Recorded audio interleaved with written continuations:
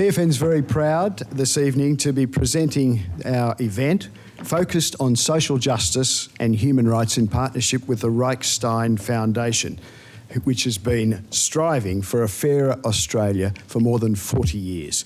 And here to say a few words, I'd like to welcome the Reichstein Foundation's Executive Officer, John Spearings, and its Chair, Jill Reichstein.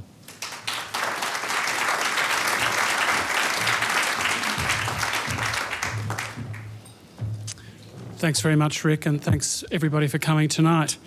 It's a very exciting, nerve-wracking event. Just want to start by acknowledging the Indigenous owners on the land on which we meet, the Wurundjeri people of the Kulin Nation, and pay our respects to elders, past and present. In doing so, I also acknowledge that we have so much to learn from the Wurundjeri and traditional owners throughout Australia about respect, about dignity, and about resilience. Now, normally in these sorts of events, they're fairly static. There's one thing that I want you to do right now, just to get the feeling in the room of what we're going to be doing later. Just slowly put your hand in the air. Both hands. Down, up, down, up. But seriously, many thanks to Rick, Lisa, Tom, Renee and Rob at the Funding Network in making tonight possible. You've been so terrific to work with, so professional, skilled and capable. Thanks to our key partners and supporters who have joined us on this journey of change for so many years. Private individuals, leading trusts and foundations, and most especially the Australian Communities Foundation, Australian Women Donors Network and the Australian Environmental Grantmakers Network. We have become big fans of TFN because it is changing the face of philanthropy, enabling the sector to move away from the munificence of the big donor to a more democratic way of giving and making a difference, where everyone can contribute to social change. It's the sense that we're all in this together, that to shift injustice and disadvantage, we can't leave it just to a select few, that we all have a part to play. It's a philosophy that's been at the heart of the Reichstein Foundation for over 40 years. And Jill, Chair of the Foundation, the nation's change agent provocateur, according to the Financial Review, and one of the state's 5 philanthropic heroes, according to the Herald Sun. Tell us a bit about how you've done this since you took the reins in 1984. Thanks, John. So since I worked with the foundation and joined the board, we've always sought to build progressive philanthropy in Australia. And we've been taking calculated risks throughout that time and often been the only one funding advocacy. And we've built strategic alliances working with our donors. And I think that's brought out the very best in others. And we've supported people and organisations seeking to emancipate rather than to ameliorate the people and communities affected by disadvantage, inequality and injustice. One of the great things about philanthropy is that we sit above and outside partisan politics. We are a committed source of patient capital in a system prone to boom and bust. And we have core resources that governments do not control. And we can be tremendously important facilitators of reform and innovation. We can speak to the national and global interest, not just vested interests. And as a result, we can and must speak truth to power, regardless of who is in office. And that is precisely what these projects being showcased tonight are doing. They're talking about some of the really tough issues that sometimes we don't want to know about or think about and find too hard to fix. But that's the privilege of philanthropy. Together we can lift the quality of the conversation and we can assist brilliant people and organisations in their quest to build more cohesive communities. In the lead up to tonight, we placed a small advertisement in the Saturday paper, which comes out every Saturday. And in that, we asked people to stop reading, start changing the world. It was a bit cheeky, I know, but it's true. The projects you'll hear about tonight are challenging, and they do take us out of our comfort zone. just as Jill's quiet support for people seeking asylum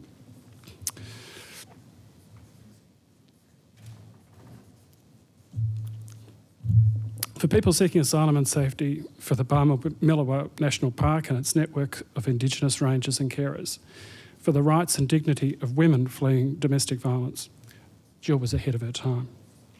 The golden thread that runs through the issues and people that we support is an effort to empower those advocating for reasoned, sensible change. It's central to our mission to celebrate diversity and mutual respect for all peoples, to seek the elimination of discrimination, to tackle extreme inequality. And tonight we're proud to partner with 3 organisations seeking to do just that, to walk alongside these organisations and to match every dollar that you contribute to their work up to $15,000 per project. Now, let's hear them roar.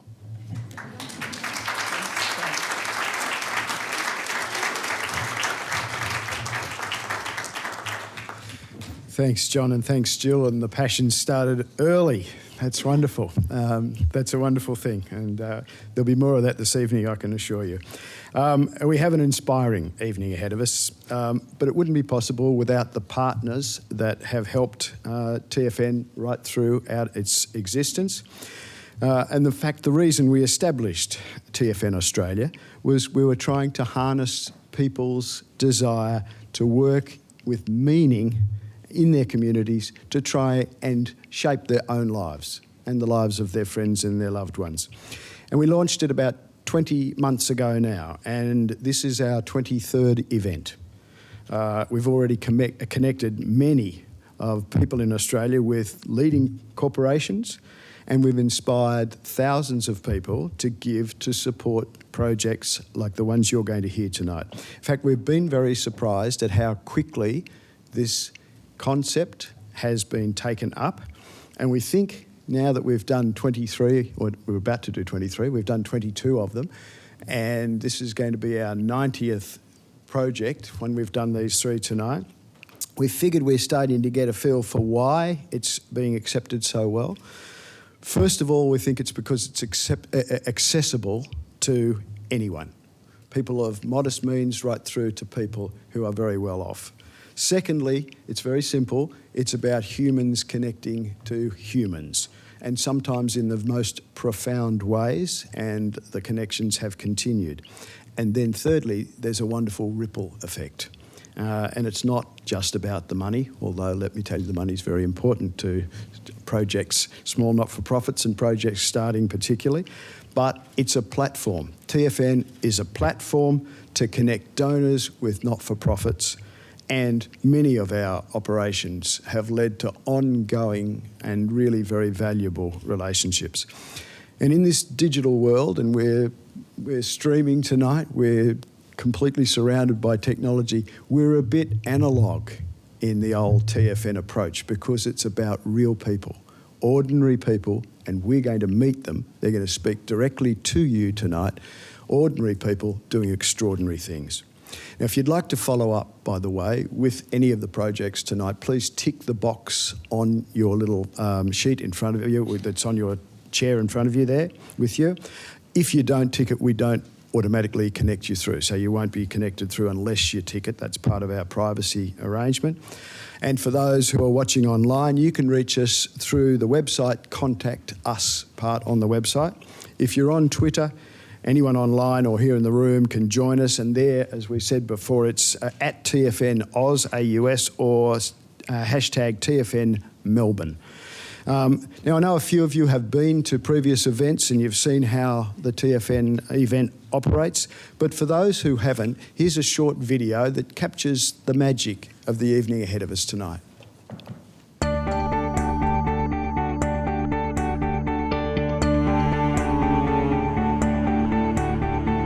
The Funding Network offers a new way of giving. Almost reality TV in a way, it's sort of like live crowdfunding. We meet and pool donations to help fledgling social change projects for an impact far greater than our individual capacities. These early stage charities, they need this type of airplay to get off the ground. TFN members select 4 projects to come to an event, to pitch for 6 minutes and answer questions for 6 minutes. Our aim, to raise at least $10,000 for each project. It's great because I think the smaller not-for-profits get a voice and to be able to let the community know what we're doing. After the pitching comes the pledging. It's purely voluntary, amounts range from $100 upwards. It provides the magic of the evening as funders inspired by projects and the people behind them are able to do their bit to lend them a hand. When they said food within and that amount, my knees just shaked. I thought I was going to fall to the ground. Really speechless about it, actually. There were big and generous hearts in this room who dug deep, and there are people who want to talk beyond this room. And it's not only about the money. Events like this are phenomenal for organisations like us. It gives us a launching platform, and more than anything, it allows us to develop relationships with people in the room as well. You know, it's not just about the cash, but that initial contact, that thing, and to get the money is just another huge bonus for us.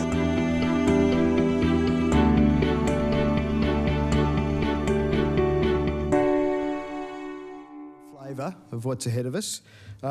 3 projects, really good projects tonight, we'll be presenting to you, and they're seeking your support in a whole range of ways, but financially to start with. Slight change from the video because there are 3 and because they've got some videos with them. Each presenter tonight will pitch for 7 minutes. We're very careful about timing to be fair to everyone, so after 6 minutes, they'll get a ding. And then they'll have 1 more minute and they'll get another timing.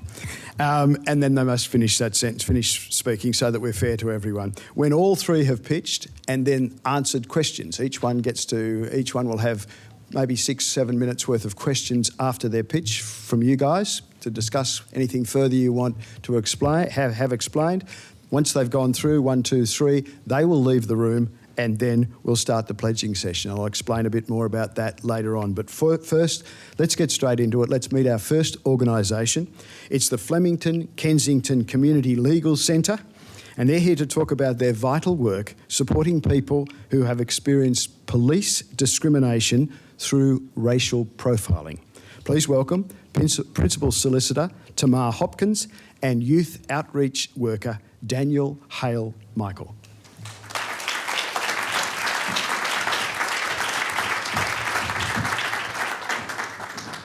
Can you imagine that every time you go out for a jog, is that too loud? No. Okay. And a police car passes you, they stop you and they conduct a pat-down search of you. Can you imagine the humiliation and the shame you feel being subject to a pat-down search in front of your community? After a few experiences like this, people stop going for jogs in the evening.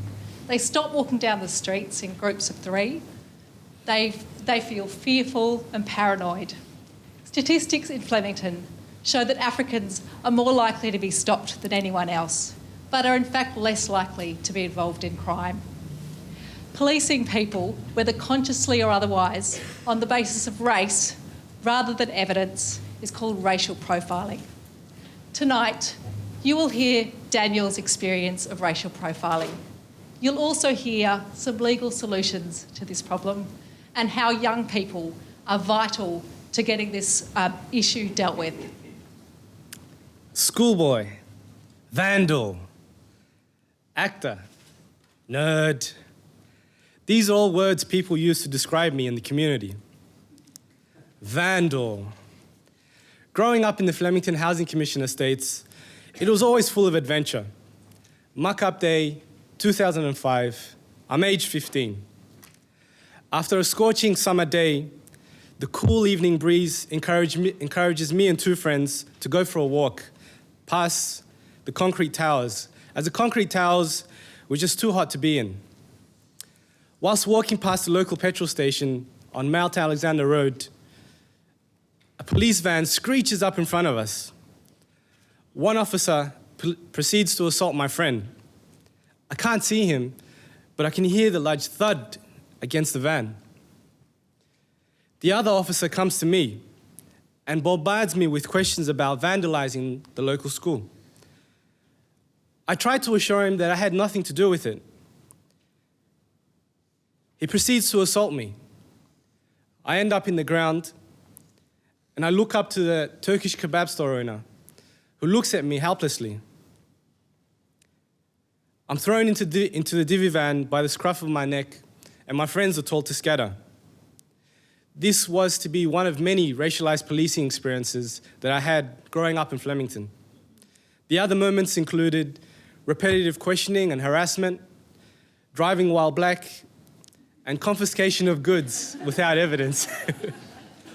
In 2008, Daniel and 16 other people in his community filed Australia's first racial profiling claim against the police.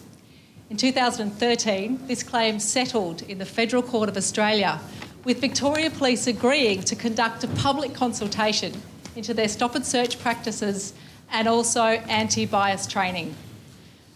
This has led to some unprecedented changes within Victoria Police policy.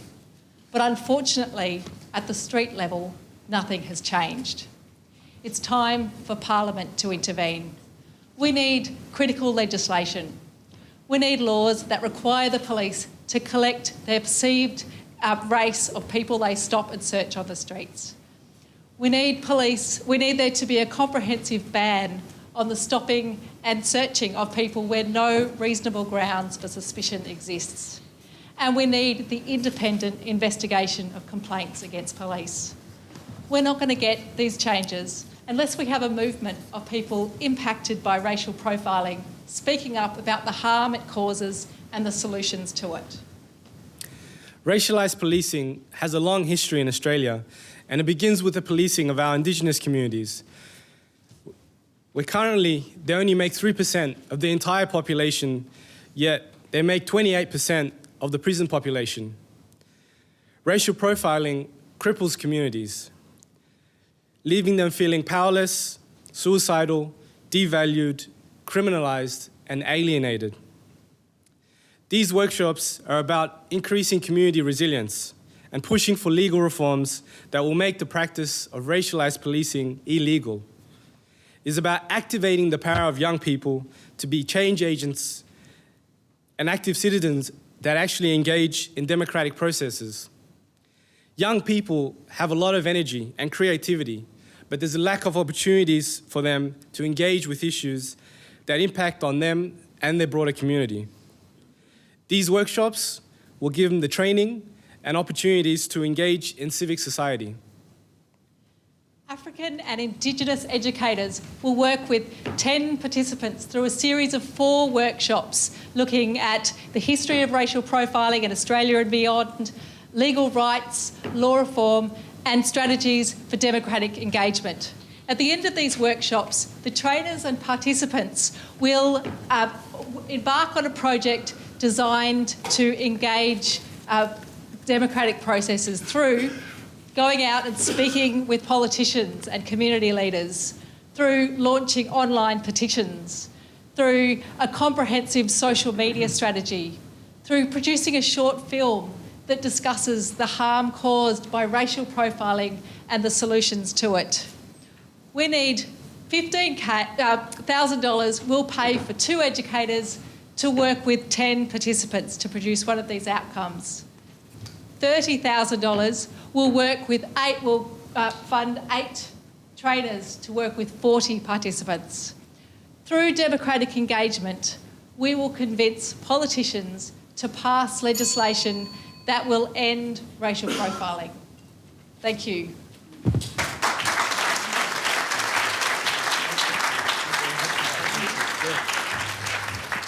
Thanks, ladies and gentlemen. Some questions for Tamara and Daniel. Yes, ma'am. We got a mic, please. Can we get a mic? Oh, you go. You go. I'll repeat it so everyone hears. I'd like to know how women experience racial profiling and how is it different to men? What percentage of resources would be devoted to that minority? Yep. And finally, how do you portray it for women? Okay, it's all about women. How many women experience racial profiling? What sort of proportion of your funding is going towards addressing that, and how many of your trainers are actually women? Yes, okay. So racial profiling is something that does affect women as well as men. It affects women directly through being racially profiled themselves, but also as mothers and sisters of others that are racially profiled. So they're definitely part of the picture of what's going on. In terms of who is going to, are they going to be a participant in the program? Absolutely. Young women are among the strongest advocates for change in this area, and if you look at what's happening in the US, it's young African American women that are behind the biggest push there. So in terms of who are we going to work with, we're partnering with an organisation called In Your Own Words, who are led by strong African Australian women and are very keen to be involved as our trainers. So we're envisaging many of our trainers being women and many of the participants being women. Good point. So, here's a mic. Recently read a book by Julie Zago about a young black man who was convicted of rape, and it was found that the police had made grievous errors with their DNA samples, and that there was no evidence whatsoever that this man had had anything to do with these events, and there was no evidence the woman was raped anyway. But aside from that, I just wondered, he served time in prison, and it was through the efforts of Julie Zago and others that his case got some prominence. I just wonder whether, to what extent you'll be able to use journalists or the Black Lives Matter movement in America after Ferguson to build some leverage in this movement or this project? Lots of great questions. We have some really important journalists that we work with regularly in The Guardian, The Age and elsewhere.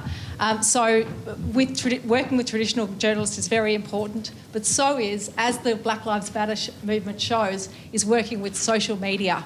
And what Black Lives Matter teaches us is that it's people who are affected by problems who, when they are empowered to get solutions and use their own forms of media, that we get the profound changes that we're seeing in the US. That's what we're trying to replicate here. Yes, ma'am. Oh, yes, up the top, ma'am. Do you know how many police on the ground have done the training that happened after the court case, and are they the police that are on the ground?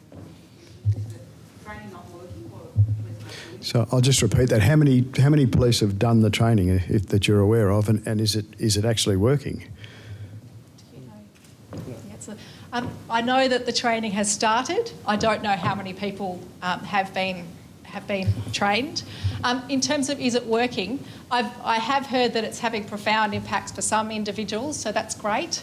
The problem though is that police are allowed to stop people for no reason on the street. And where you have the power to do something without suspicion, your biases will come out. And so, yes, there is training in place, but at this stage we have a legal system that it gives a green light to racial profiling. So there's more that needs to be done. So, thank you. That's very interesting. I wondered about focusing on the Victoria Police still on that issue. You know, given that they have accepted that they need to make substantial changes, and presumably they've done that in good faith.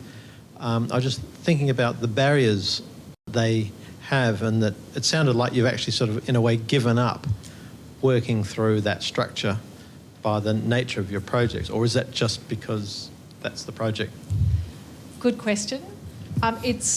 We haven't given up working with the police. They're in the end of the second year of a 3-year project, and we are very much working with them on improving their practices, giving them suggestions for how we think they've gone wrong. But there are some key things that they can't do. It requires legislation.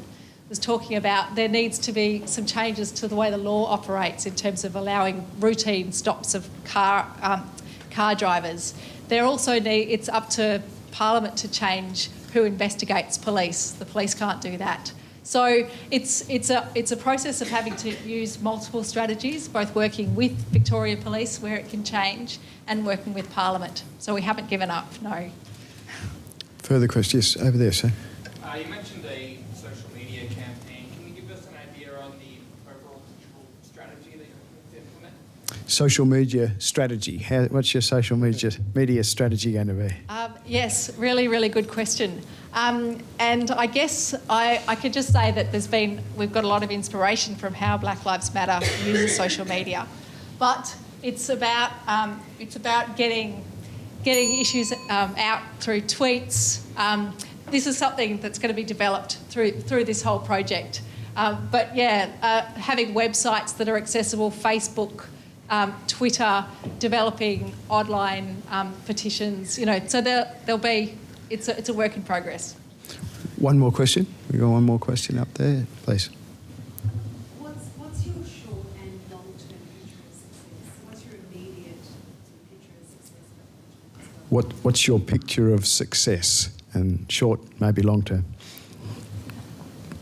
Getting politicians to agree that law reform needs to happen, and to some of the ideas behind what the participants are going to be putting to them.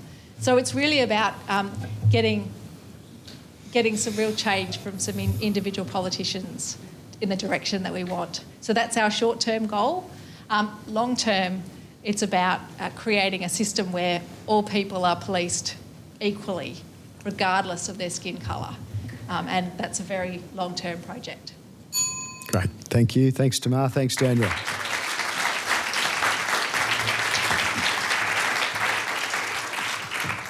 Our second organisation tonight's the Alliance for Gambling Reform. Its major campaign launched only last week with the first public screening of Kaching, Pokey Nation. It ran on the ABC. Many of you may have seen it. If you didn't, here's a short clip.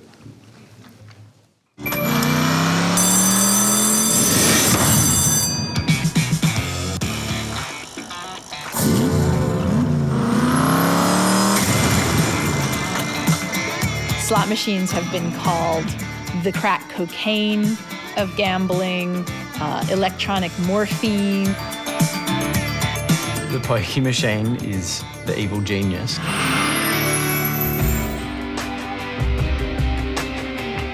The heart of a game is math. That's our product. I have such pity for the people that play them because I know what an awful bet they are because I designed hundreds of these games. I tend to think of the games as like little movies. You just have one scene, though, that kind of plays over and over again. These incredibly complex machines where you don't really know if you're winning. There needs to be something that pulls them to the machine, and that's what the graphics are. There'll be a bit of a gallop to the sound of the reels going, and they keep plugging away.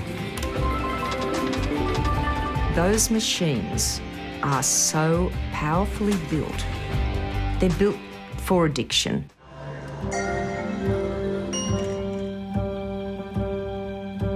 If you stimulate the dopamine neurons, you're already halfway into the direction of addiction.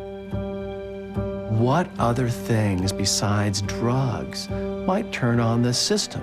Could we see the system turn on in a game of chance? Suddenly the neurons were going wild. You're like a rat that's sitting there key pressing to get a little jolt of electricity in your reward system. I consented to playing. I didn't consent to unlawful hypnotism. It's a racket run by people protecting a predatory, addictive product. The house will win. There's no chance. It's just built that way.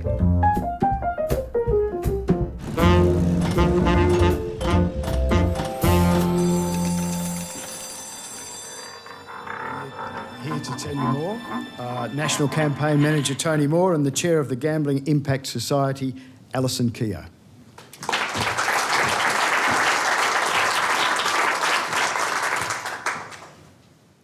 We know we have a dangerous product.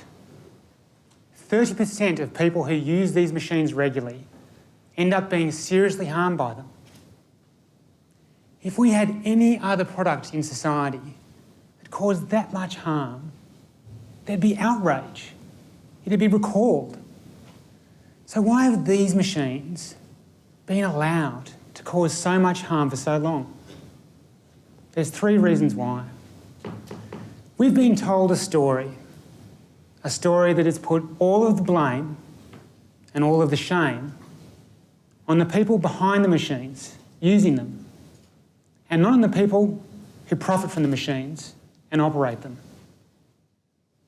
The second reason is that although 70% of Australians really care for the people who are hit hard by poker machines, they don't see it as a government priority for action because it's the person in front of the machine using it that's responsible for their own fate.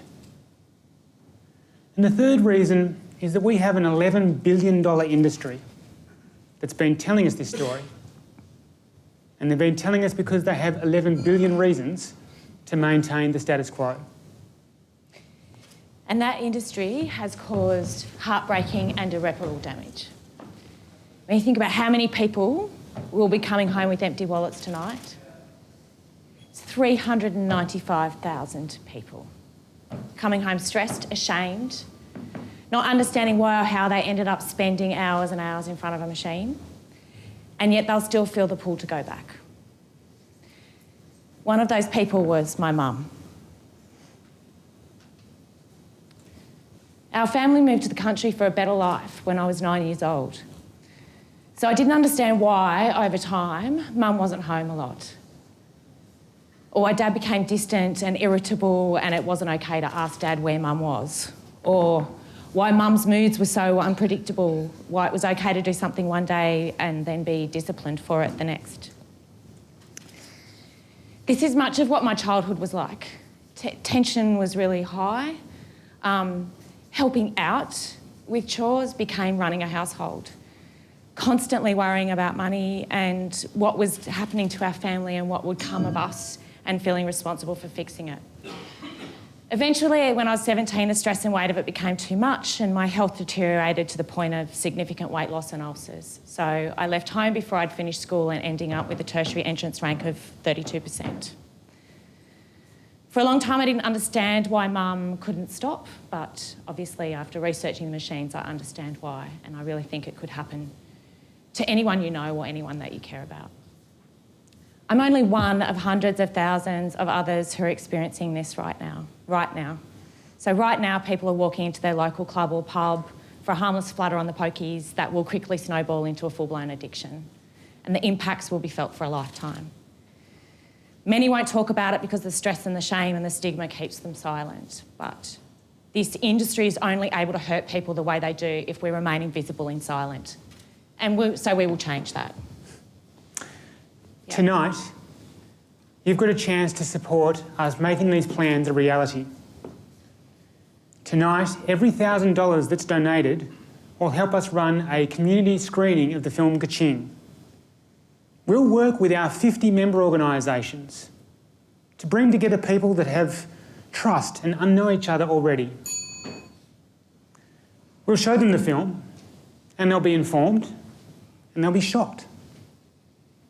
We'll introduce them to people like Alison, who'll be able to share with them their experience, face to face, heart to heart.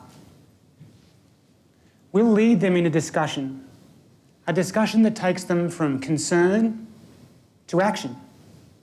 Practical actions that will build the support for reform and that will influence the political decision makers that can do it.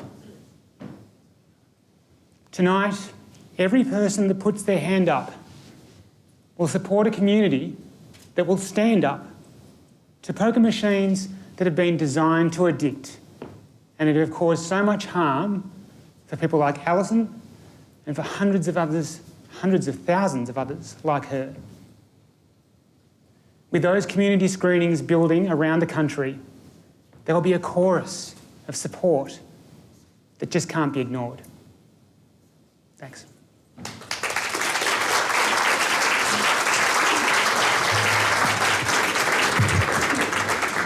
Thank you, Tony. Thanks, Alison. Questions, ladies and gentlemen?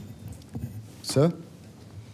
From my time working as a poker machine game attendant at a casino for some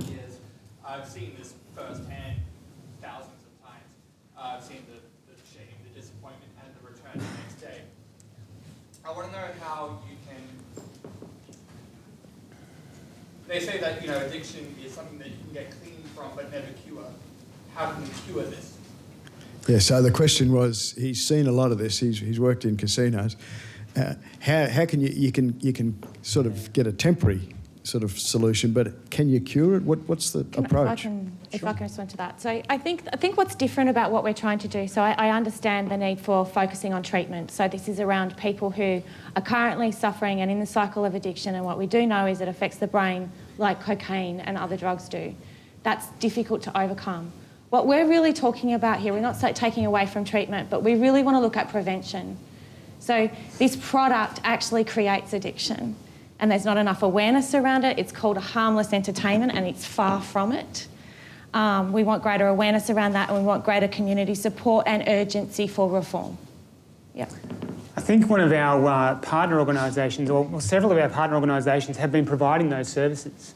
Organisations like, you know, the Salvation Army and Mission Australia, several others, and they've said to me things like, look, we're sick of being the ambulance at the bottom of the cliff, fixing up people once they've already been hurt. What we need, and why we're backing this alliance, is because we want to be the fence, we want to build the fence at the top of the cliff so people can't fall off it. Yep, good point. Yes, ma'am.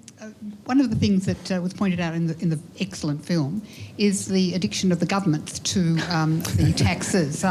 One of the really difficult things you're going to have to do is address that addiction. It's absolutely true. Part of why we've got the situation that we've got is because we have state governments who have become hooked on the tax revenue. There's no getting around that. One of the bits of research that we did early on was to talk to people from the cancer councils who also have a very dangerous and addictive product that is very heavily taxed and that the government earns tax revenue from. And in those discussions, we explored different ways of making sure that when the change happens, when the law is reformed, that the change for the government is gradual. Because the government can set the tax rates on these machines. They're not unable to do that.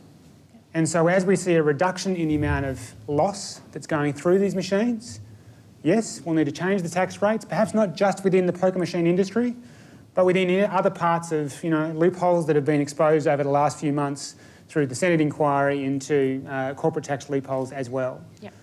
So we do have to take a little bit of a step back and make sure that we're plugging the gaps. We don't want to deny state government services as a result of taking the money out of the poker machines. There's one up the back there, I think, a chap up there, sorry. Yeah.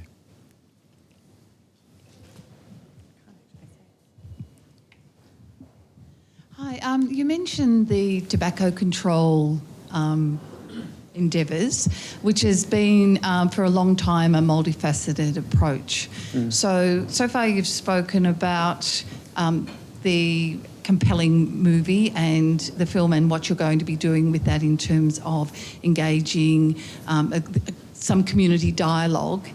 But can you talk a little bit more about what some of the other actions that you're going to be engaged with, and also what is the actual call to action that you're asking of communities? Excellent. I'll take those two questions separately. So one was what are the other actions that we're doing? And the other one was what are we asking audiences to do? When it comes to what are the other actions that we're taking, you might have noticed we had a big media launch last week, and we launched with a bit of a bang. Together with this kind of work, we're also we have started litigation against gambling industry players because working with Maurice Blackburn, our understanding is that, it's kind of common sense, these machines are designed to be misleading and deceptive. And under Australian consumer law, that's illegal. So that intuitive response that a lot of people have, how are these machines actually legal? Well, we don't think they are. So that litigation action we'll be pursuing in parallel with doing this kind of work with communities. And then in addition to that, we want to be working with clubs, because clubs used to be the place where we had social connections, where we built social resilience. And indeed, in WA, where there are no poker machines in clubs, that is still the case. Yes. Sports participation rates in WA are higher than in the rest of the country, where clubs, sporting clubs, don't have pokies. Volunteer rates are also higher. Volunteer rates are higher. So we want to be finding people who support our campaign who are members of their club. Might be an RSL club, might be a lead club, and they're going to be proud of those clubs, and we want them to be. But we're going to be working with our members who are members of those clubs to find the clubs that are willing to be leaders on this and say that yes, we operate poker machines, and yes, we support reform of this industry in the law.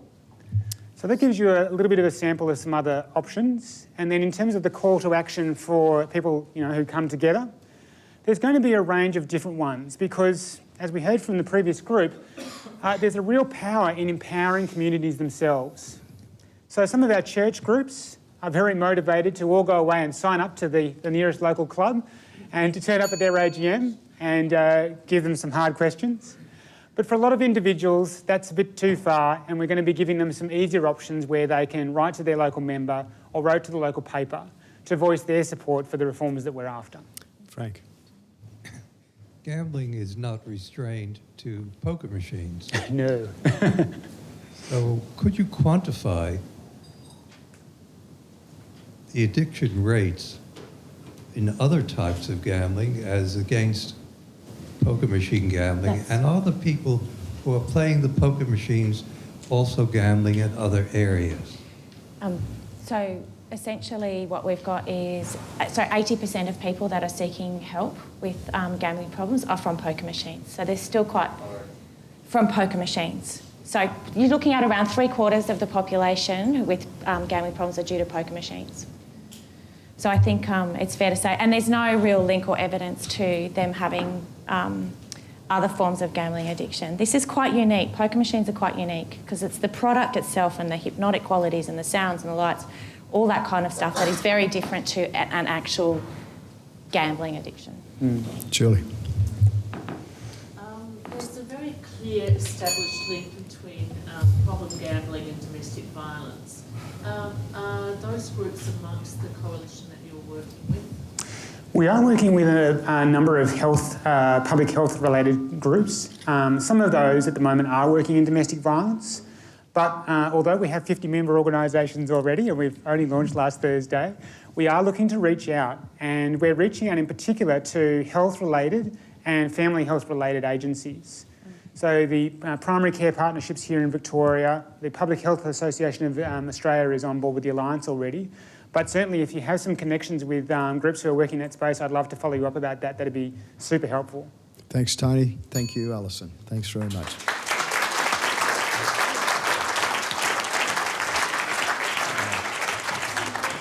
Our final organisation this evening is the Human Rights Law Centre. It's working to protect the rights of remote Aboriginal communities facing forced closure in far north Western Australia. Please welcome Director of their Indigenous Rights Unit, Ben Shokman.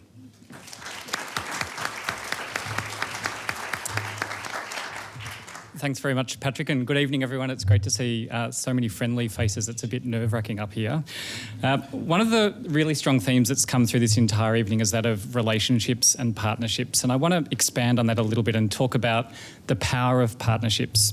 And I also want to talk about the role that all of us can play in ensuring that human rights are respected. I acknowledge that we're on the land of the Wurundjeri people of the Kulin Nations tonight. It's a particularly significant acknowledgement given the topic on which I'm speaking, and that's the threat of the forced closure of remote communities far away from us in Western Australia. I'm going to say up front that I'm not an Indigenous person. I'm super conscious of that. I'm white, I'm privileged, and I cannot stand here and talk on behalf of Indigenous peoples. But what I've learned in the time that I've been working in this space, that it's precisely because of the privilege that we all have, that it's incumbent on us to do what it is that we can within our spheres of influence to ensure that we work alongside our Indigenous brothers and sisters to support their efforts. For me, I have the enormous privilege of working for one of the country's leading human rights organisations, the Human Rights Law Centre.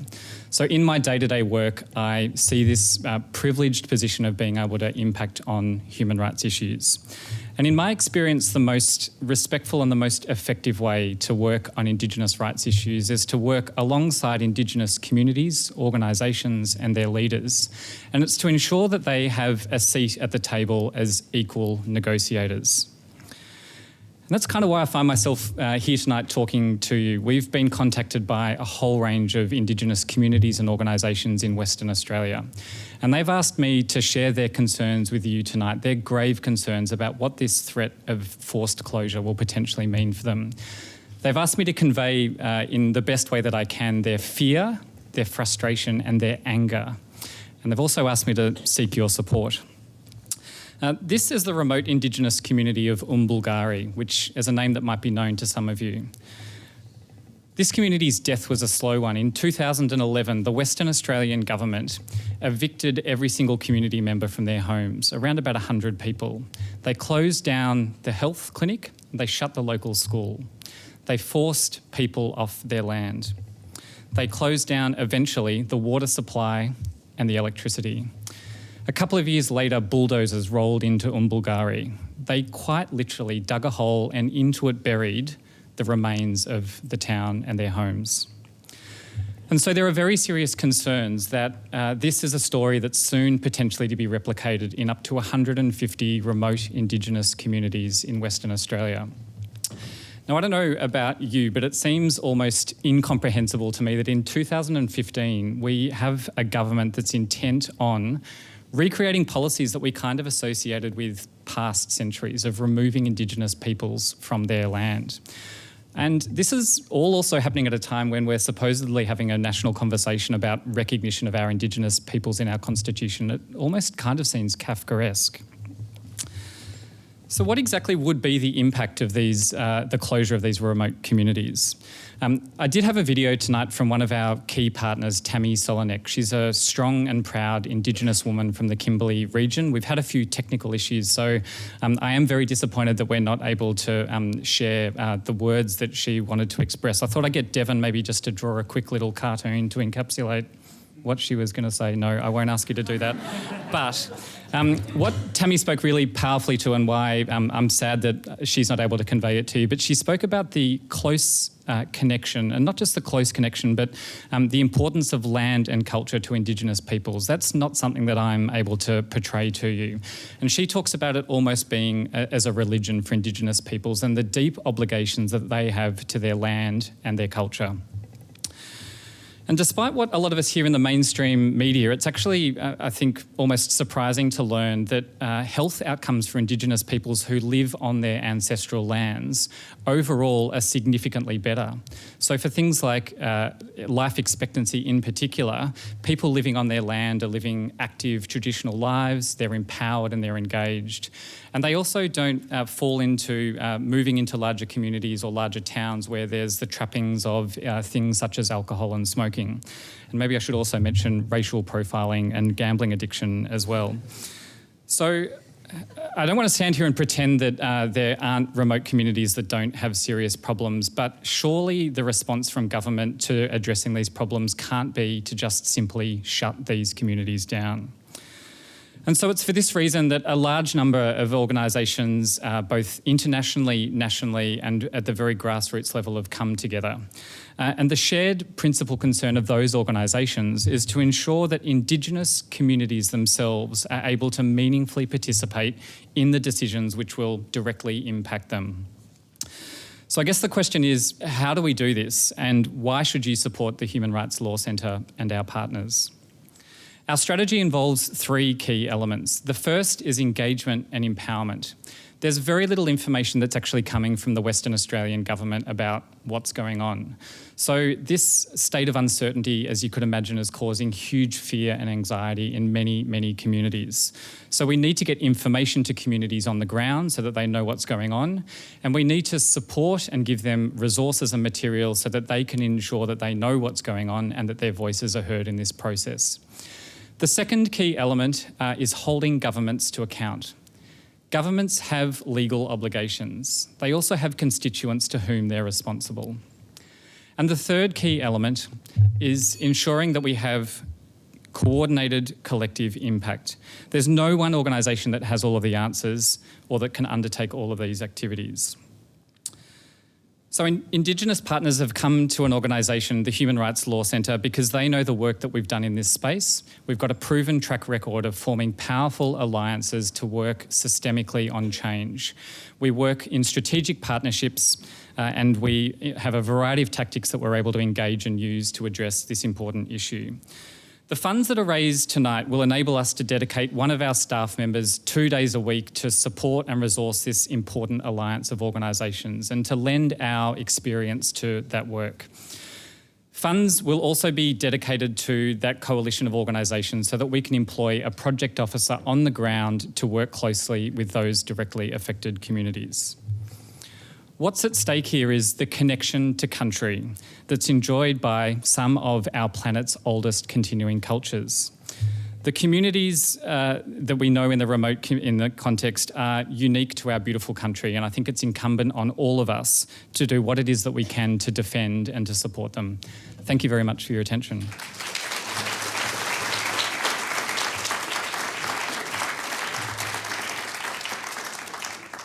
Questions, ladies and gentlemen, for Ben? Right up the back.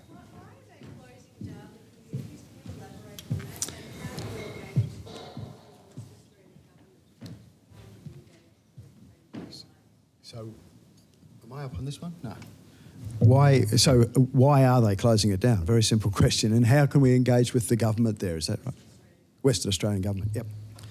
So for people who might be a little bit more across this issue, this is basically a standoff between the federal government and the Western Australian government. The federal government has, in fact, for all states and territories, placed responsibility back onto the state governments to provide these essential services.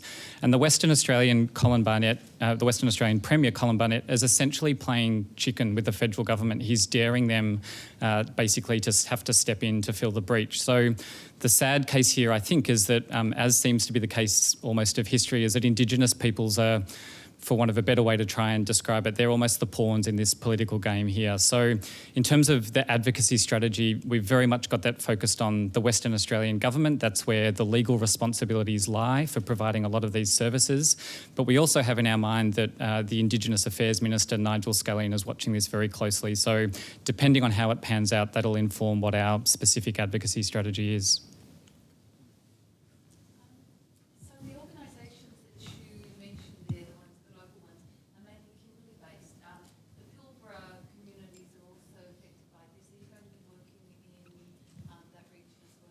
So thanks very much for the very observant point.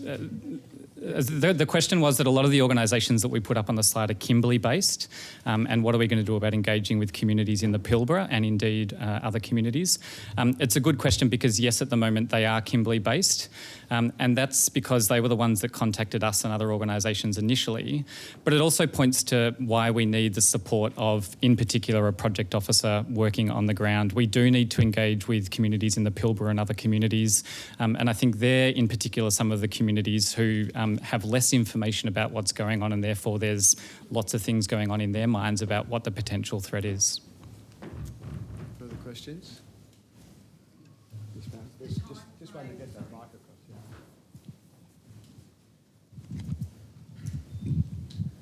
What is there a timeline that the federal and Western Australian governments have been talking about this all happening in? Because it's sort of been going on for about a year now, and you never get a sense of really, you know, what the important timelines are in it all happening. Thanks for that question. 6 minutes didn't give me enough time to run through the entire timeline. It was around about a year ago that the Western Australian government came out and said, we're going to shut down these communities. They then backtracked that on that initial announcement because I think there were clear concerns about the racially discriminatory aspect of it and a whole lot of other backlash. They then said that they were going to consult with communities, which is the process that they're going through now. And if I can be a bit impolitic about it, they've essentially set up a bit of a sham of a consultation process. They've actually just this week announced the appointment of regional consultative council, advisory councils, which is basically hand-picked representatives. So the communities that we speak with on the ground are all saying that these are not people who speak for them. And the other concern is that they've appointed 4 Indigenous peoples to those advisory councils, but the rest of the council is made up by government service delivery providers. So there's some real concerns about the true representative nature. So it points a little bit to, I think, the benefit of our strategy so far, which really is to highlight the importance of making sure that Indigenous peoples are involved in this decision-making process. And that's why, I guess, to try and make the pitch again, the funding is really so important, because even though there's this process that's happening, we need to do two things. First is we need to engage communities so that they know what's going on and that they can speak up and they can speak out more loudly. The second one is that it helps the advocacy that's happening towards the Western Australian government to say that you need to do better processes if you're going to properly consult with the people who will be impacted by your decisions. Questions, ladies and gentlemen? Right here, in front, Georgia. Just wondered how many Indigenous people will actually be affected by this? So I was told not to hand out statistics. There are 274 remote Indigenous communities in Western Australia that are potentially affected. And the last census, there were 12,000 Indigenous people who live in those communities. So if we're talking about up to 150, you can kind of do the maths. It's going to be more than probably half of those communities, although bearing in mind that it may well be some of the smaller ones who are affected. But we're talking about a significant number of people, plus obviously the idea that these are some of the oldest living cultures that live on our planet. Come down the front.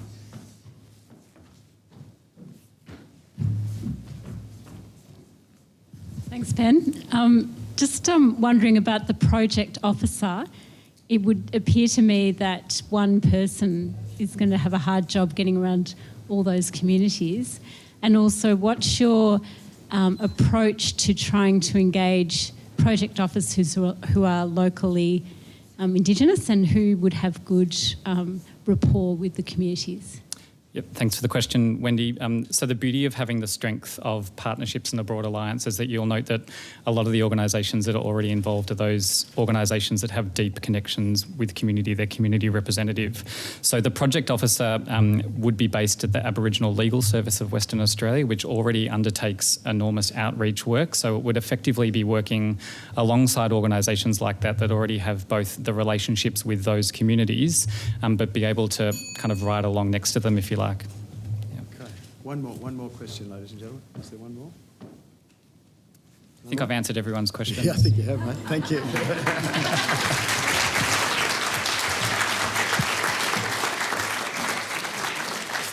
Well done. Thank you, Ben. And thanks very much to all of our presenters. Can I ask you guys to now leave the room and we'll get started on the pledging session.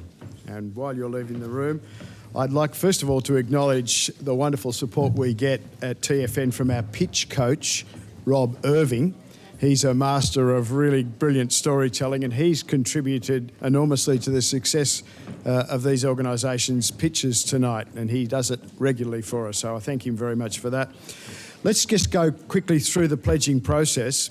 It'll be a little bit different for those who are watching online, so just bear with me. I'll come back to you with your system on it. But we seek pledges from the audience here, from you guys tonight, from each project one at a time. We go through them one at a time, then I'll go through them all. Tonight we're trying to raise at least $15,000 for each project so that we can take advantage of the wonderful matching opportunity from the Reichstein Foundation of up to $15,000 dollar for dollar matching.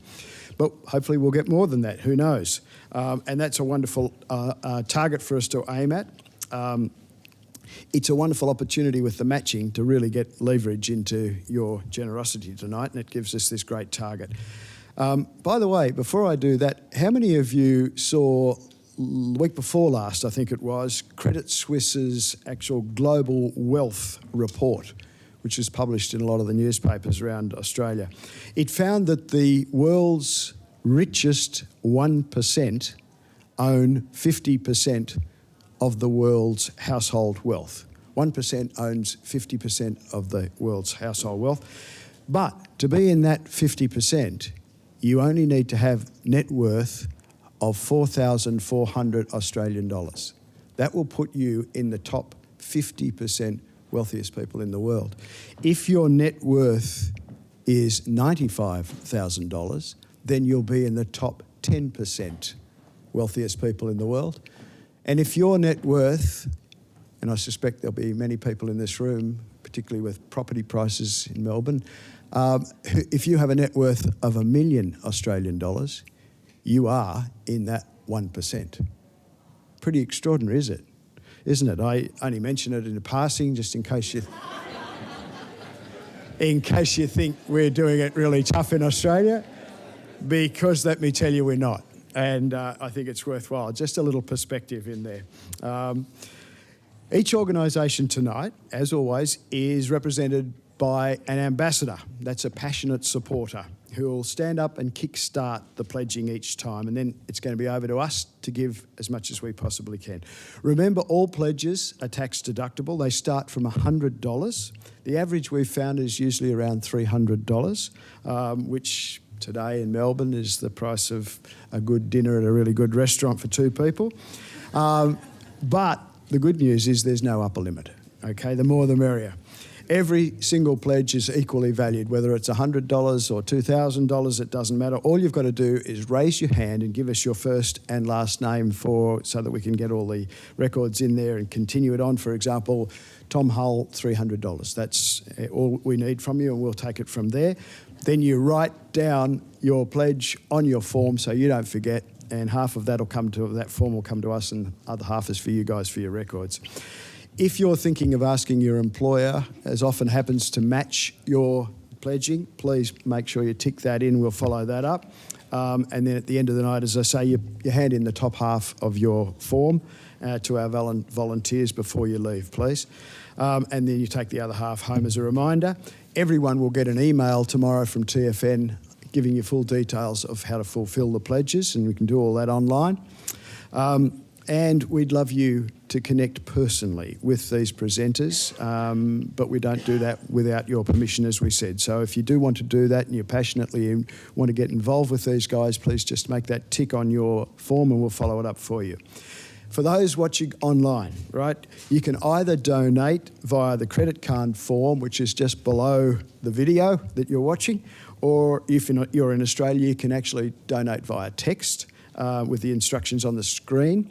And that's written on the page below for you. So hopefully that's all clear to the people who are watching us in streaming all around the world, and I hope that you can support us as well.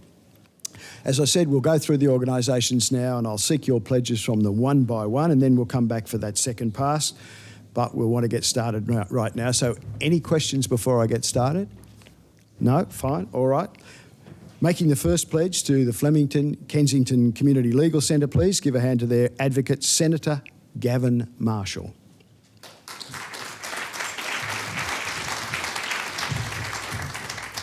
Thanks very much, Pat. I'm really happy with this proposal.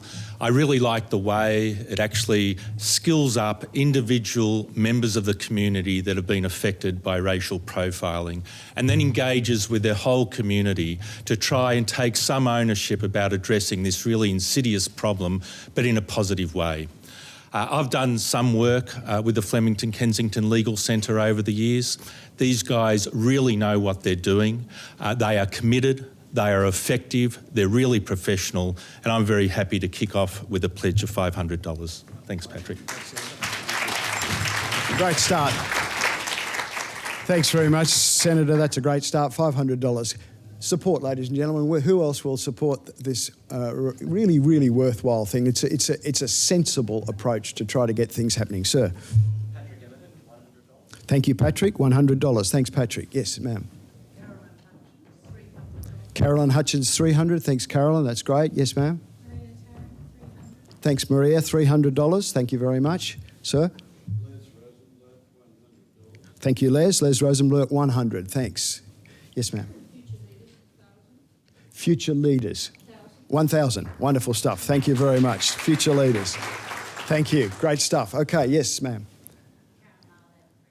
Thanks, Karen. Karen Marlobe, 300. Thank you, Karen. Yes, ma'am. Yes. Thanks, Janet. Janet Goodwin, 100. Thank you, ladies and gentlemen. Let's keep it coming. Where am I? Yes. Sorry? Richard Causey, 300. Thank you, Richard. Ma'am. Thanks, Trudy. Trudy Wise, 200. Lisa.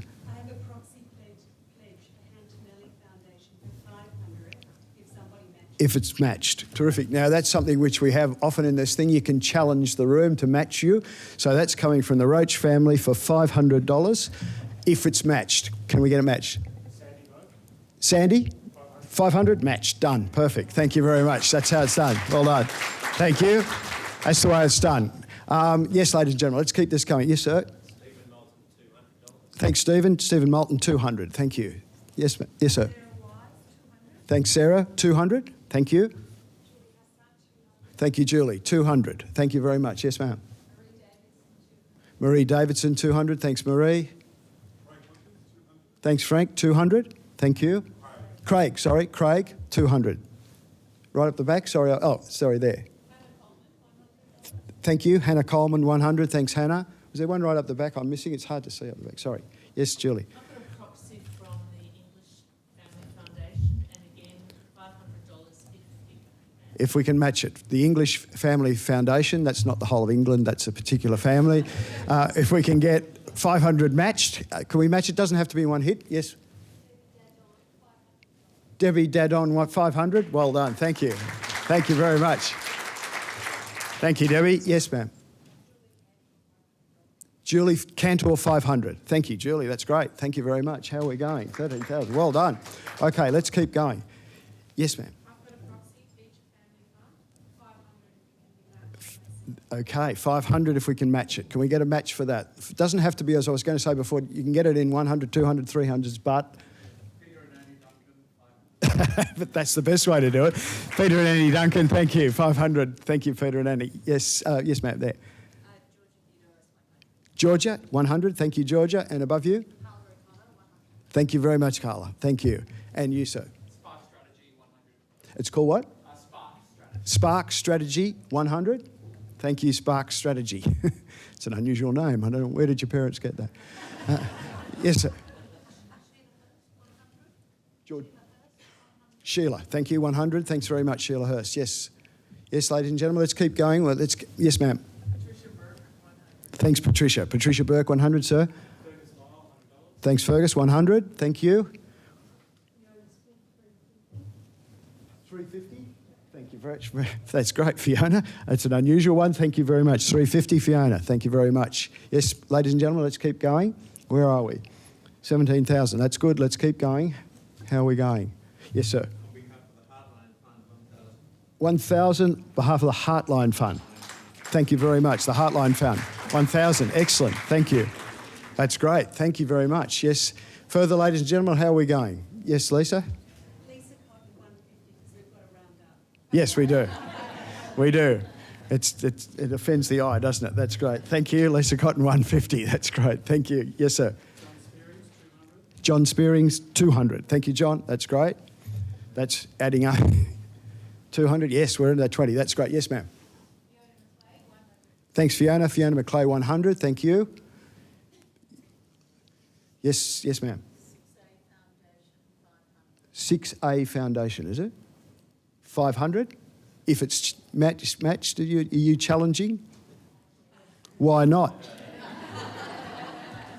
I think you should. Can we get a match? Lady Lieberman, 500. There you go. That's how it's done. Thank you very much, ladies.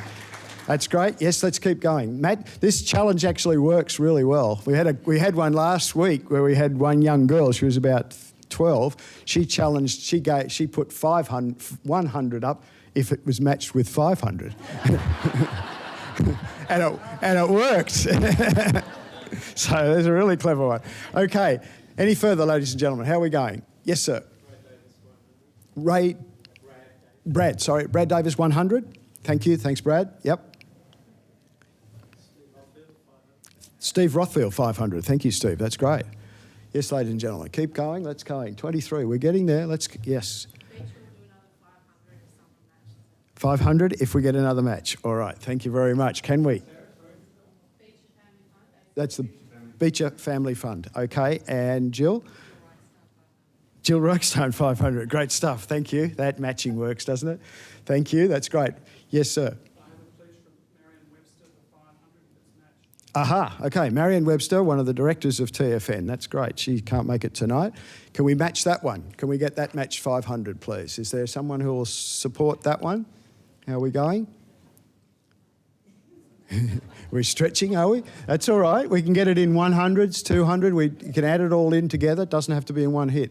So can we get some support for that to match? We don't want to waste that 500. Lainey Lieberman, 500. Well done. Thank you, Lainey. That's great. Thank you very much. That's great. We're getting close, aren't we? If we can get, the point is we've got 15,000 matching funding on offer here. We don't want to waste that. We don't want to let that go. Julie. Another proxy from the English Foundation, Family Foundation, $200 if it can be matched. Okay, another 200 from the English Family Foundation. Can we match 200? Anywhere for matching 200 to connect that one through? Yes, ma'am. Carolyn Hutchins is another 200. Thank you very much, Carolyn. That's great. Okay, we're getting close. Yes, Tommy.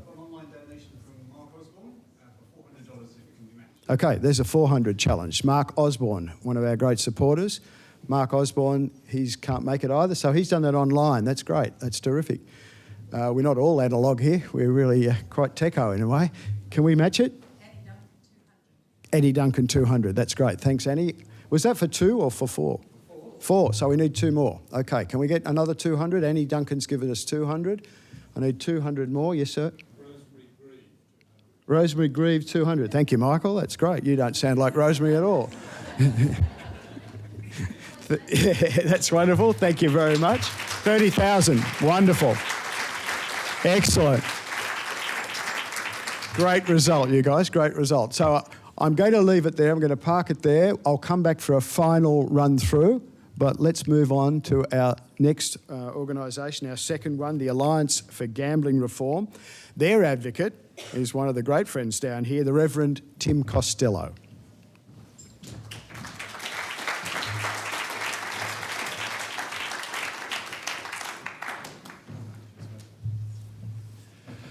So I could easily be advocating all three tonight, and it doesn't come as a great shock. You won't fall out of your chairs to see me advocating this one. For 20 years, I have believed that not just the deception of poker machines, losses disguised as wins, and just where you miss jackpots with something above the line. In fact, when you press the button, you've already won or lost. This profound deception that triggers dopamine in this film, Nation, Pokey's Nation, has been shown to actually have the same effect as you heard as cocaine. Pokies really are the ice, the Chris meth of gambling. You can't rig cards and dice and blackjack and lots of those games. So it's only 1% return to the house. With pokies, it can be whatever return you set because you rig it right from the start.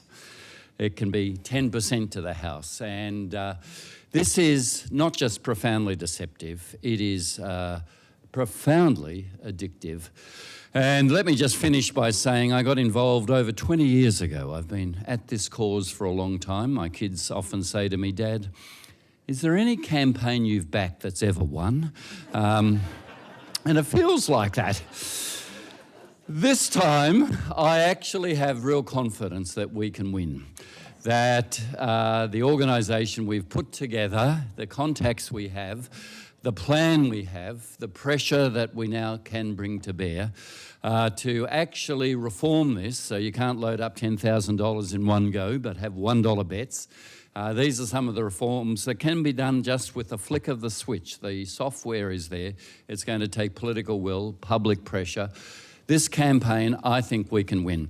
Let me just finish by saying I got involved when a woman who came to see me, I was working as a lawyer, who had a business, her own home, great marriage, 3 kids, actually came on criminal charges. She'd lost her home, she'd lost her business, she'd lost her marriage. Pokies had been introduced in 1992. She did not have any other addictions. I was a lawyer. She'd stolen 60 grand from another job she'd got to try and keep feeding the addiction. And she went to prison for 4 years. You'd never get 4 years today because we know a whole lot more about the addiction. And I was absolutely galvanised to say this is wrong. This is a person who's never been a criminal in her life. and has been made a criminal through an addiction and a deception that she had no notice of, which was introduced. So this campaign, I do believe, won't be another Costello special and losing. And with your support, we can get there. Thank you. Oh, yeah. And I've got to pledge money. $300. Thank you very much. Thanks, Tim. Thank you, Tim. Yeah, and this is a very Australian thing, isn't it? Because the whole thing about the old pokies, it's such a harmless sounding name, and what sort of problem could it cause? But we know what problems it can cause. And I love the idea that this is actually a calibrated, intelligent approach to it. It's not getting up, running up and down. He's not out there attacking windmills again. He's actually got a plan where this is actually going to have a sequential approach to it all, which makes a lot of sense and can change a lot of lives for the better. So can we help Tim? Can we help this whole program, the film, please, ladies and gentlemen? How do we support it? Can we have... Yes, ma'am. Thank you, Sally. Sally Powell, 100. Yes, ma'am. $3,000. Wonderful. Thank you very much. That's wonderful. Excellent. Thank you. What a great start. Thanks, ladies and gentlemen. Yes, keep going. Don't be put off by that. The $100 are just as important, and it's the collective effort that makes the difference. Yes? $1,000, the 6A Foundation. Thank you very much. That's wonderful. That's great. Let's keep going, ladies and gentlemen. Further support, where am I? Yes, ma'am? Thank you, Caroline. Caroline Hutchins, 300. Sir? Thank you, Tom, 300. Thank you very much. Yes, ma'am? Wendy Brooks, I'm matching 500. Okay. I was going to say if it's matched by the Beecher family, but... You can make it personal, but you want to know you've got good friends there. But can we match that 500 for Wendy, please? Wendy Brooks, 500. Yes, sir. Mark, you'll match 500. Thank you very much, Mark. That's wonderful. Great stuff. Yes, ladies and gentlemen, let's keep going. Yes, ma'am. Sorry, first name? Miffany. How much? 100. Thanks, Miffany. Great stuff. Yes, ma'am. Thanks, Anita. Anita Wynn, 100. Yes, sir. Elizabeth Walpole, 100. Thank you. Perfect. Yes, sir. Ma'am, sorry. Miss Carol McKenzie. Carmel, sorry. Carmel McKenzie, 300. Thanks, Carmel. Great. 1,000. You're very quick on that mark there. Future Leaders, $1,000. Wonderful stuff. Thank you very much. That's great. Oh, sorry. Yes, sir. Thanks, Stephen. Stephen Moulton, 300. Ma'am. 100, Brenda. Thank you very much. Yes, ma'am. 250, Deborah. Thank you, Deborah Di Natale. Thank you. And behind you? Sorry? Rebecca Chu, 100. Thank you, Rebecca. Sir? Peter Wetherall, 1,000. Thank you, Peter. Wonderful. Thank you. Marie Davidson, 200. Thank you, Marie. Sorry. Yep. Trudy Wise, 200. Thank you, Trudy. That's great, sir. Ian Gould, 200. Thanks, Ian. Rosemary Grieve, 200. Thanks, Rosemary. I love that deep voice in a girl. Thank you. Yes, ma'am. Matched? Okay, $600. 600, David Inver. 600. Can we match a 600, sir? Okay. I love it. Love it. Match. Okay, so we need to match another 400. Can we do that and get that one? Yes. Australian Communities Foundation, 400. Thank you. Matched. Perfect. Beautiful. Well done, Duncans. That's great. I like a challenge and a match. Julie. While we're on a roll, the English Family Foundation for $500. If it's matched, all right. The English Family Foundation challenge for 500. Can we match 500, ma'am? For the Marlabs? Thank you. That's wonderful. And you want to challenge that one? Let's see if we can match the Marlabs and keep that rolling. So that's 500. Yes, Laney Lieberman, 500. Excellent. Thank you, Laney. That's great. Well done. Good stuff. That's great stuff. How are we going? Wow, gee, that's incredible. Yeah. Yes, ma'am. If it's matched. Thank you very much. Can we match that? Is there another? Yes, ma'am. 500? Wow, Fiona Tinney matched 500. Thanks, Fiona, that's great. And someone there I missed behind there, was there? Sandy, 1,000, fantastic. Sandy Vogue, 1,000, that's great. And ma'am behind? Georgia Theodoris, 100. Thank you, Georgia, great stuff. That's terrific. Yes, sir. Thanks, Bradley, 100. Thank you very much. How are we going? Wow, that's fantastic. Yes, sir. Ma'am. Thank you, Janet. Janet, 100. Madam. Sarah Wise, 200. Miffy, 300. Thank you, Miffy, 300. And about behind you? Julie, 200. Thank you very much. 250, Nikki Clempson, sorry, thank you. 250, that was it? Thank you. Great. Yes, ma'am. Thank you. Patricia Burke, 300. That's fantastic. Yes, ma'am. Thanks, Christine. $100. Thank you. Richard, 1,000. Thank you very much. That's great. That's fantastic. Thank you. Yes, ma'am. Sorry, a little louder. Sheila Hurst, sorry, I spoke over you the second time. Sorry. Sheila Hurst, 100. Thank you, Sheila. That's great. Yes, ma'am. 1,000, the Heartline Fund. Wow.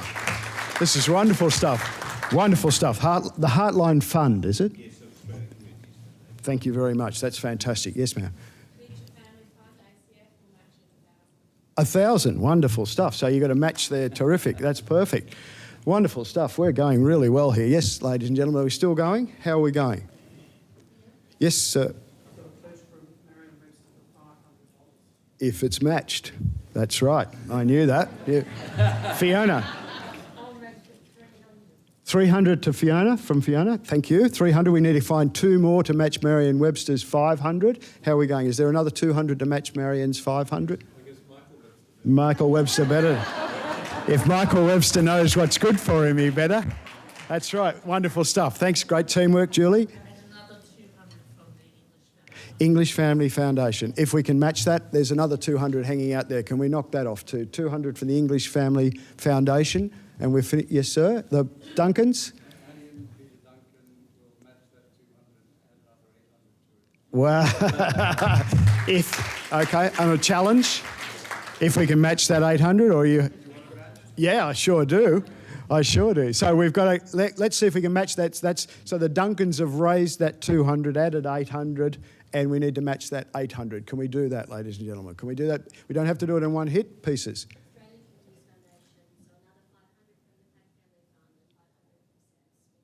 We've done it then. We've gone over. So the Australian Communities Foundation, who were the 2 people? Sam Smith. Platt Family Fund. Okay, so we've matched that 800 and raised it another 3. That's fantastic. Well done. $39,000. Quite outstanding, quite outstanding. I'm going to park that now. I'm going to come back for the final run for all 3, but let's move on to our final organisation, our final project. It's the Human Rights Law Centre. And to make the first pledge, the advocate, Ron Merkel, QC. Ron.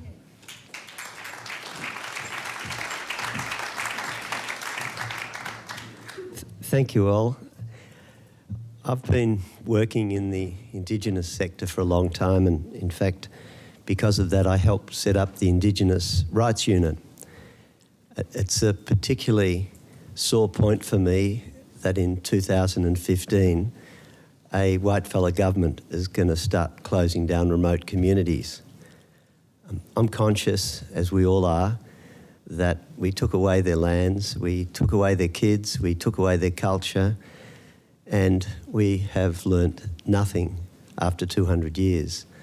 The thought that a white-fella government, which had encouraged people to go back to their remote communities to preserve their culture, to get them away from the grog, to get them away from the violence in the cities, encourage people to go back to their homelands. And now, yet again, as a pawn between governments, they've decided, the next government, that these homelands are like museums of the past and they're going to crush them. The idea that they're going to send bulldozers in to do that not only diminishes the Aboriginal people, but it diminishes us all. And let's not kid ourselves. If they can get away with this with 100 or more communities in Western Australia today with impunity, they're going to start doing it in the Territory tomorrow, and they're going to start doing it somewhere else. So we've got to stand and stop this, and I think it's a great campaign that the Human Rights Law Centre is undertaking to do so, and I'm happy to start off with a roll of $1,000 for that campaign. Thank you.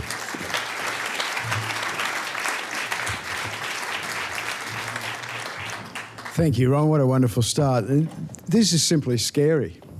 This is quite astonishing. I've got to say, until I started understanding some of the things that are happening with this situation, I had no idea this was happening, and I'm sure a lot of people here had no idea it was happening. And who's to say that it'll stop with our Indigenous culture, with our Indigenous people? If you're going to allow that to happen with a community who's happened to be Indigenous, why can't it happen with a lot of other communities? It's the extraordinary situation. So, ladies and gentlemen, let's do something about it. That's a wonderful start, $1,000. Can I have further support to help with Ron? Yes, ma'am. 1,000. The Marlabs 1,000. Thank you very much. It's great stuff. 1,000.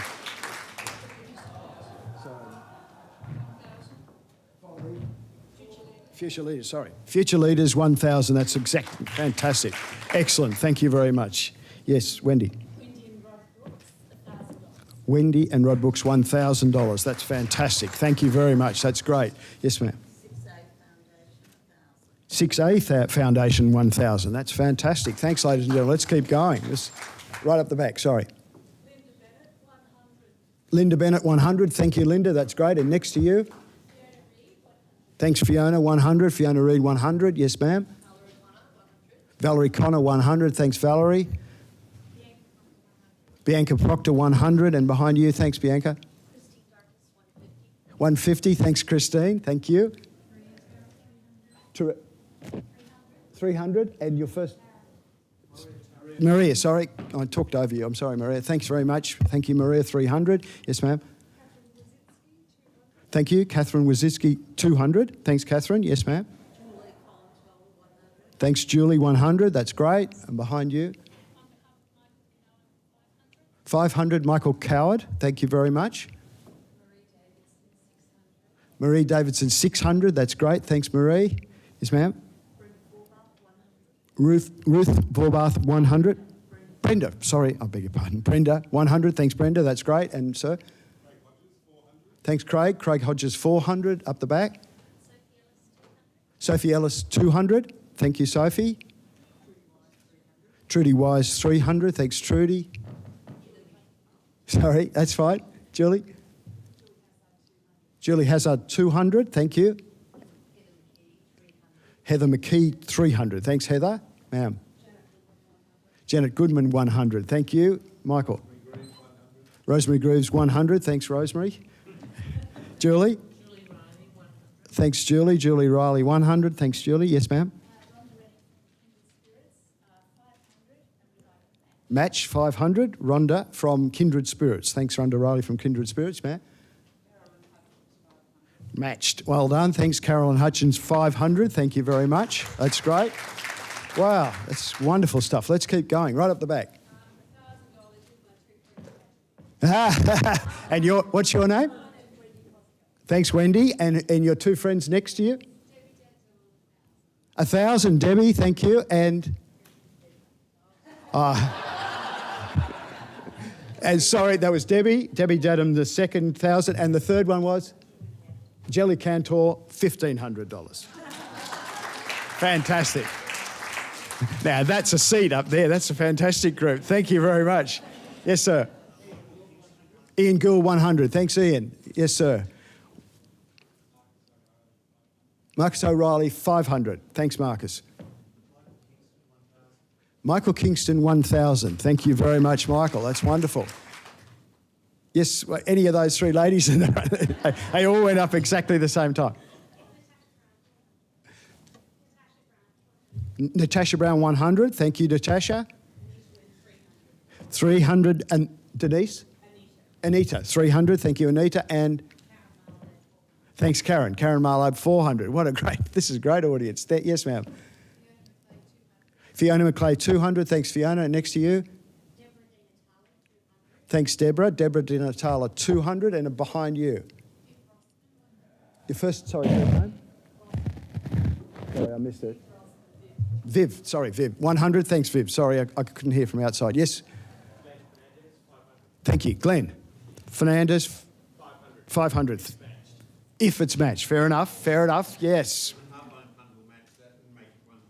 And raise it 500. So match 500, raise it 500. Perfect. If we match that, can we match that, ma'am? Susan Reddy, 200. I need 300 to match that one. Yes, ma'am. Sarah Wise, 200. 100. Thanks, Les. We've matched that. That's perfect. How are we going? 33. This is extraordinary. What a great night. Yes, ma'am. If it's matched, 1,000. That's fantastic. Okay. Assia Aldman of the Communities, Australian Communities Foundation, right? Through the, 1,000. We need to match that. Yes, ma'am. The Duncan's 1,000. Thank you, Annie. That's fantastic. That's great. Yes, Julie.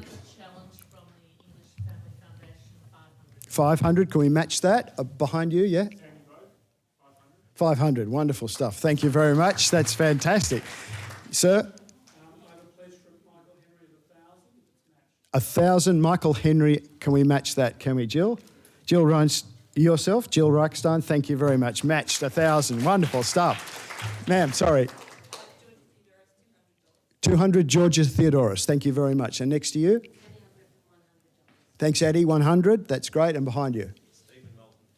Thanks, Stephen. 500 that was?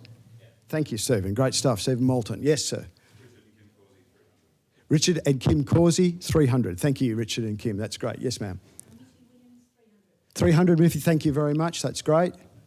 Yes, ma'am. Patricia Burke, 200. And sir, behind? Spark Strategy, 100. Thanks, Spark Strategy, 100. Thanks for Spark Strategy. That's great.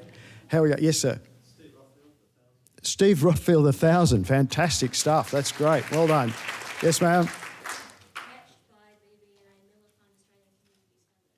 BB and A Miller Foundation. $1,000. Fantastic. That's great stuff. This is extraordinary, isn't it?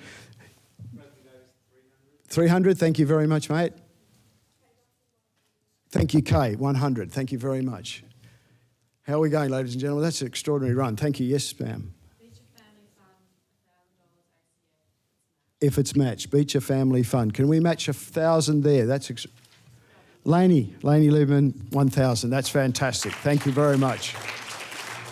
This is pretty extraordinary stuff, I've got to tell you. This is quite remarkable. Can I park that and go back one more time through all three? Let's go back to the start. Let's go back. Where did we leave, Tommy? Where did we leave, and Renee, sorry, the Flemington Kensington Community Legal Centre. Where did we leave them? Let's see if we can... I always try to hoover up every dollar in the room, okay? We're not going to leave anything here if we can avoid it. But what's wonderful is we've got our match funding in each case from the Reichstein Foundation, which is wonderful. And thanks once again to Jill and the Foundation. It's fantastic. Well, there you go. We've got an even match there, so that's perfect. Can we improve on that, ladies and gentlemen? Is there further support? Yes, right at the back, ma'am.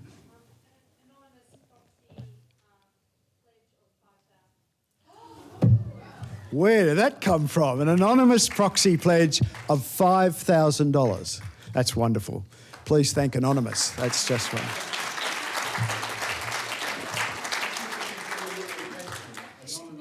Can you write that on an anonymous pledge form for us? And we'll wonderful. That's extraordinary. Okay, further than that, let's keep going, ladies and gentlemen. Any further support? What are we up? 35, of course we are. That's right. Further, ladies and gentlemen.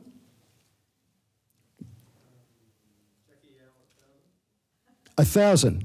1,000. That's wow. Amazing. Thank you very much. That's fantastic. I thought we were finished. We're not, are we? 1,000 from the Mar Labs if it's matched. Can we do 1,000? Can we get it even if we get it in hundreds? 500, 200s, I don't care. Let's see if we can match. Yes, sir. You'll match 1,000. Michael Kingston. Thank you very much, Michael. Wonderful stuff. Outstanding. Further, ladies and gentlemen, That's an extraordinary result. Congratulations. Thank you very much for that. Okay, the Alliance for Gambling Reform. Let's have a look back and see where we left that. 39,000. Can we tick that one over the 40,000? Let's see. Further support for that one? It's a wonderful concept. I love the way that they've really thought this through. Yes, sir. Thanks, Spark Strategy. We can rely on Spark Strategy for 100. That's great stuff. Thank you. Further, ladies and gentlemen, how are we going? Michael? If John has got any more pledges from my wife, I will match them, otherwise $500. I'm sure he has. I think they were 1,000, weren't they, John? $500 from Michael. That's wonderful. Thank you very much, Michael Webster. That's fantastic. Lisa. 1,000 if it's matched. Okay, from Sarah Davey. Okay. Have we got 1,000 in the room? We're getting stretched, yeah. 1,000. This is quite an extraordinary room, I'll have to say. That's magnificent. Thank you very much. That's great. Okay, ladies and gentlemen, how are we going? Where are we? $41,700. Let's leave that there. It's outstanding. Thank you very much for that support.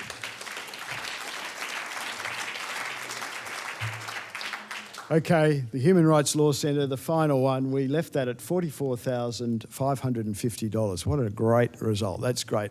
Further support for that one, ladies and gentlemen. How are we going? I'll give $450 to kick it into to 45. Julie? $100. Lisa will match that. There you go. Done. Further, ladies and gentlemen, Tommy.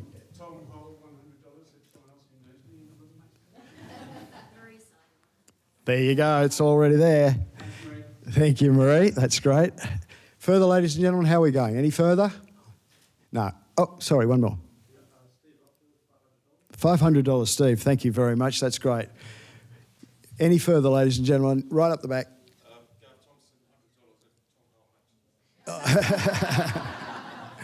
Of course. Easy. Thanks, Gav. That's great. Easy match, that one. Bit of a... Okay, ladies and gentlemen, further. Wonderful effort. Thank you, ladies and gentlemen. That's absolutely outstanding.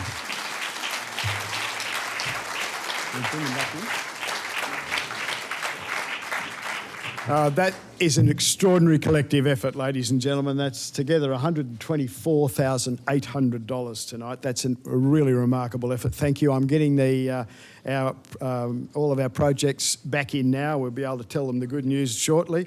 While we're waiting for them to rejoin us, please have a look at the screen. And it's also on the back of your pledge forms. These are the in-kind needs that our projects tonight are really seeking. So if there's any way that you can assist with any of these areas, please get in touch with us. We'll put you in touch. Have a seat, guys, and we'll go. It's not just about the money. These organisations are very, very keen to establish connections with anyone who's passionate about their areas, and they will be delighted to make connections with you. Those are the things they're really desperate about. If you can help them, please tick the box on your form. We'll connect you with them. Also, we're planning our calendar, and we're already pretty much locked in the first half of next year for the funding network. Any corporations here tonight who are interested in co-partnering or hosting an event, please get in touch with Lisa or with Tom, and they'd be delighted to have a chat to you about that. Can I ask you guys to come over to the stage with us, please, and we'll just go through. It's a pretty impressive night. I think your night's work has been well rewarded.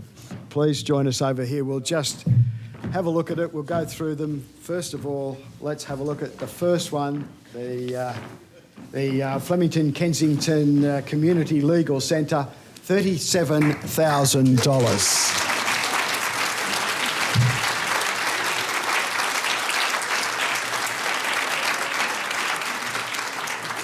The Alliance for Gambling Reform, wait for it, $41,700.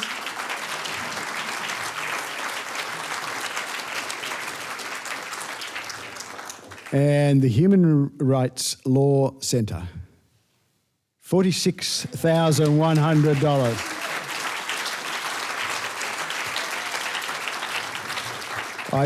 I told you guys this was a warm and welcoming room, and it certainly was. It has a lot of very, very, very generous people in this room. Perhaps you want to just come and have a very brief word thank you to everyone here tonight. But what an extraordinary result, ladies and gentlemen. $124,800 in total, collectively by this room tonight.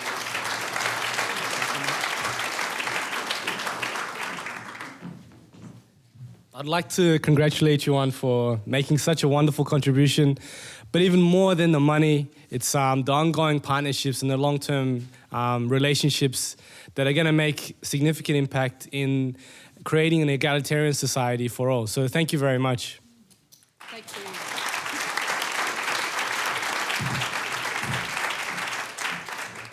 Wow, I was just saying that when we walked back into the room, you could just feel the energy. It was really quite splendid. I guess other than thank you very, very much, I can't tell you how delighted I am to ring our Indigenous partners to tell them what we've been able to do in this room, and to know more than just the funding, that there are every single, members of our community and all of Australia that are behind them. I think that'll mean far more. So thank you very, very much.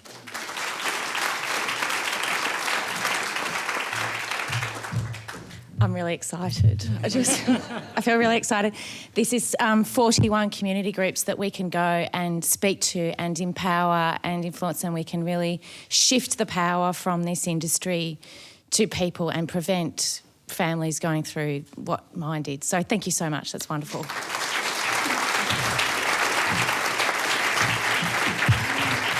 So, ladies and gentlemen, please once again thank our projects and the passion behind all of this.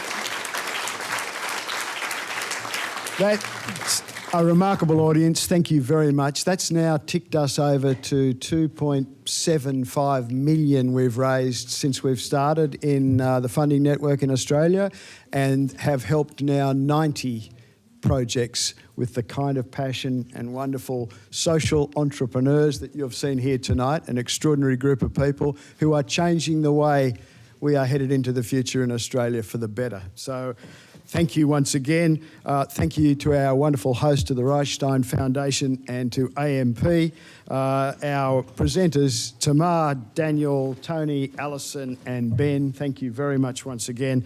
And to the audience, thank you for your collective effort tonight. It's the collective effort that makes the difference in this thing. And you do feel part of it now, don't you, that we can start to make a change. So thank you very much. Please join us the next time we're coming round and help us. Thank you for your support. Cheers.